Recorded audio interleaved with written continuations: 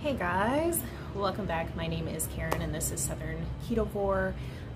Just wanted to take a few minutes today to put together a meal prep. I'm going to have a separate video upload along with this with my grocery haul for the items that I am doing in this particular meal prep.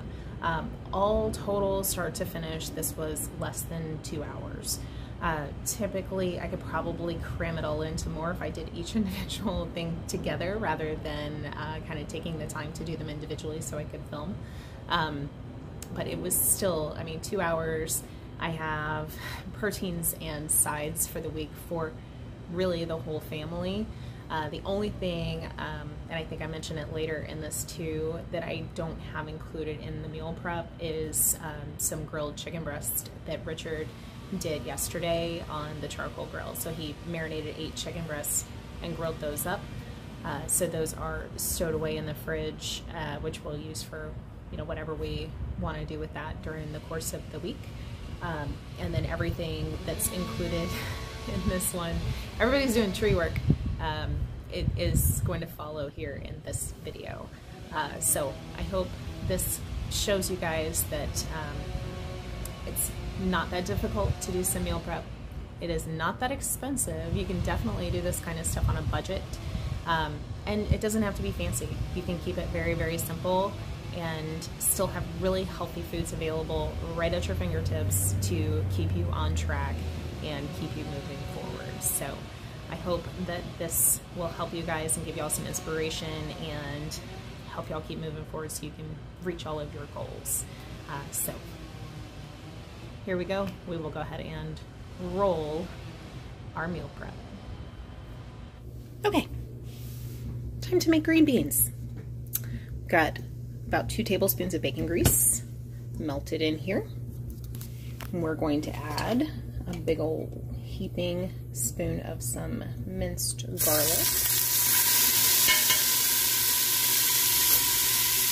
And our 2 pans, one drained and one not.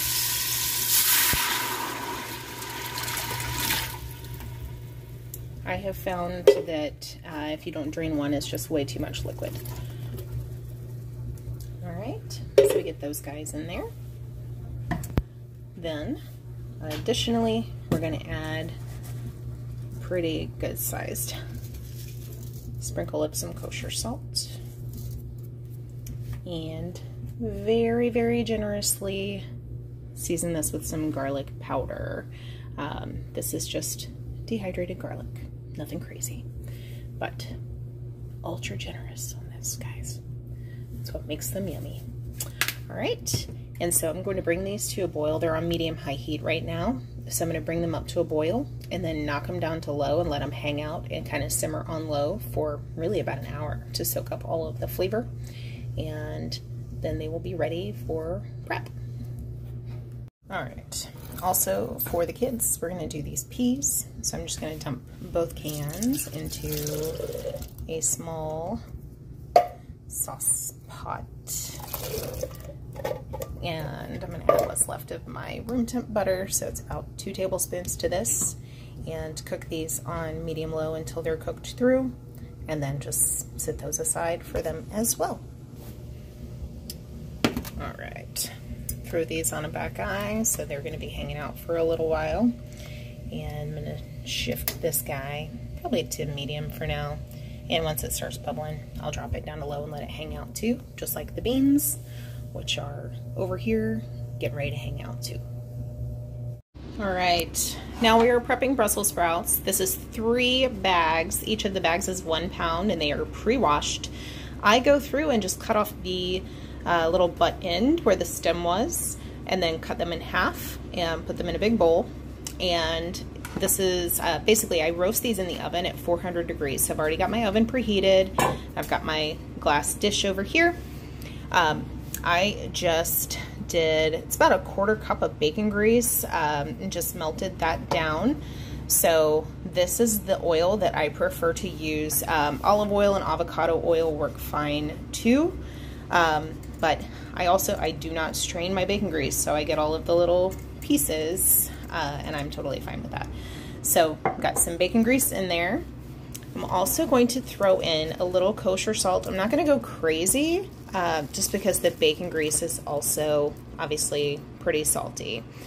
On top of that, I'm going to add more garlic powder. This is one of those seasonings that I do in everything. There are carbs in garlic powder, obviously, because it's just dehydrated garlic. But, you know, that's one of those things you get to decide if it works for you. I like to use that. And I'm also using paprika. Anytime I roast vegetables, whether it is asparagus or Brussels sprouts or green beans or potatoes, I always add paprika. This is just one of those things that it does have an anti-caking agent in it, but otherwise paprika, it just gives a really cool depth of flavor to vegetables, in my opinion. So I tend to put a good bit of paprika in there as well. So I'm going to mix this all up, get everything nice and well coated, and throw it into my glass pan and put this into the oven at 400 degrees. All right, so everything's nice and mixed really well, and you can see it's all pretty coated.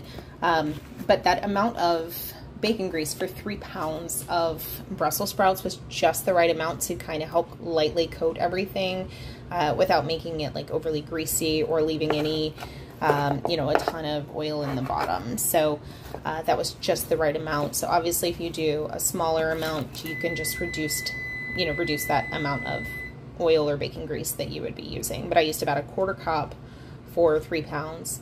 I'm gonna go ahead and throw this in my dish, stick it in the oven, and then I'm gonna check it in about 15 minutes and kind of toss them around and see how they're looking. All right, so I almost forgot that I had mushrooms, and I totally forgot to put them in my haul video because I bought them the night before. These were on sale for 99 cents a pack. They're normally $1.99 for these 8-ounce little packs. So this is 1 pound of sliced mushrooms, and I'm gonna saute these up in some butter with kosher salt and black pepper, which I am almost out of pepper. But I'm gonna have these set aside. Sometimes we like to have these, of course, with burger patties or something, but Richard really likes to use these once I cook them up on his fathead pizzas. So that's what we're doing, what he'll probably be doing with these for the most part. I've got these, I've got my big stainless pan warming up. I do cook these pretty high because I kind of want the edges to be like caramelized and browned as opposed to them being soggy. So I'm gonna let the pan get pretty hot, and then I'm gonna add probably 2 tablespoons or so of salted butter and throw them in there with a little bit of kosher salt and black pepper and get them like really cooked up to nice and crispy and browned. All right, now the butter's bubbling. I'm gonna toss these guys in here. Straight in. All right. Get them kind of ever so slightly coated with the butter. Now they do tend to absorb the butter a lot, so if you add too much, they kind of get soggy. All right, so we're gonna start with that. And I'm gonna give them a minute to kind of start cooking before I add the salt. Otherwise that salt is gonna draw any moisture out of the mushrooms and make them soggy also, which is not what I want. So we will check back in a couple of minutes and add some salt and pepper.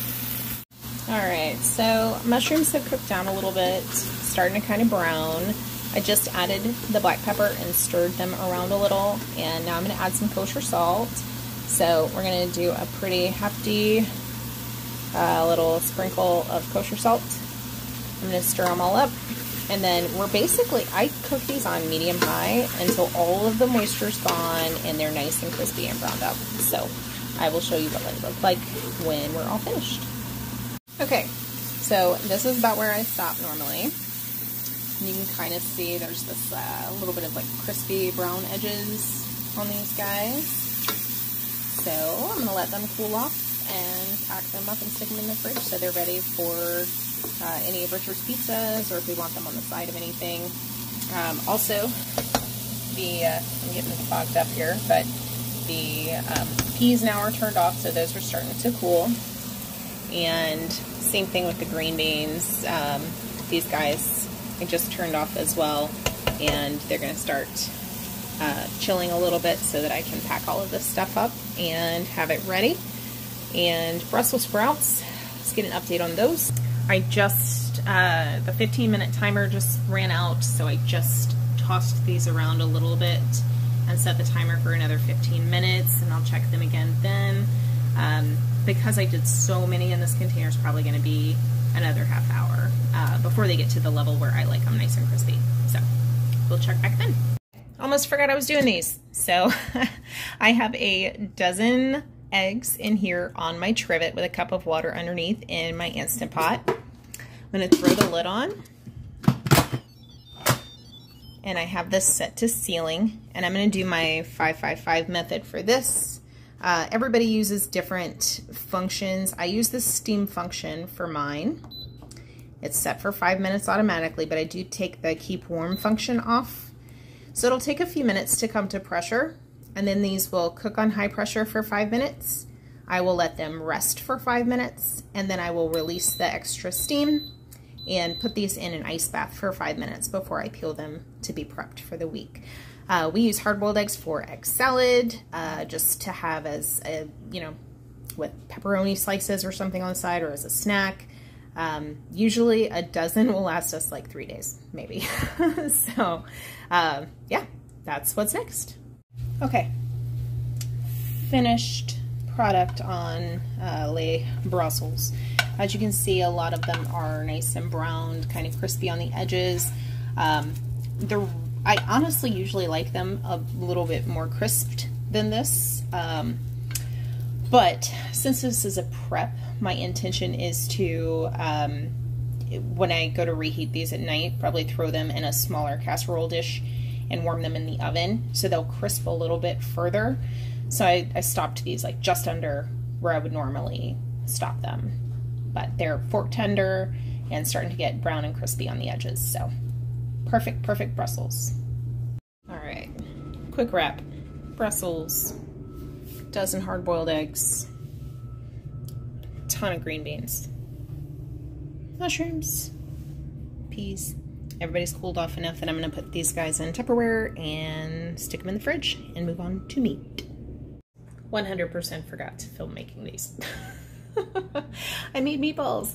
It is 2 pounds of ground chuck, 2 eggs, a whole lot of Kinder's The Blend seasoning and garlic powder, and black pepper and some paprika, all mixed up. The 2 pounds made 24 meatballs, and I'm getting ready to put them in the oven at 400 for about 20 minutes to get done. You can also add cheese, especially like a hard cheese like Parmesan or Romano or something. Adds a little something extra to them. But the eggs, to me, seem to be a totally reasonable enough binder. Okay, so I got 2 of these 1-pound packs of the Hatfield chorizo. This one, the sticker happens to not be over the ingredients, so I wanted to share that with you guys. The ingredients, super, super clean. Almost every chorizo on the market has soy protein mixed in it, and most of them are like 5 carbs per serving.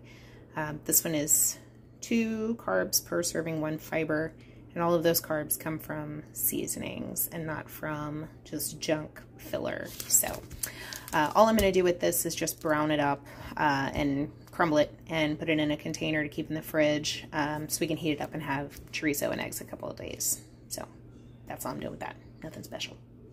All right, there we go. 1 pound of browned up, cooked, crumbled chorizo going into the fridge. We'll do that chorizo and eggs at some point this week. I also just wanted to add right here at the end, just a reminder that we do have a new private Facebook group available, Southern Ketovore, Keto and Carnivore Support Group. It is entirely private. Right now we are very, very small. I am the sole moderator. The idea is that this is a safe place for everybody within keto, whether it's dirty or strict keto, to ketovore, to carnivore, whether that's relaxed or strict carnivore. All of that can be encompassed in that group. So again, very, very small right now. We're just starting out, but if you guys would love to join, I'm going to have that link to join down in the description box below. I would love to have you there. So again, thank you guys for all of your support all the time. I appreciate you checking in today, and I will see you on the next one. Love you, mean it.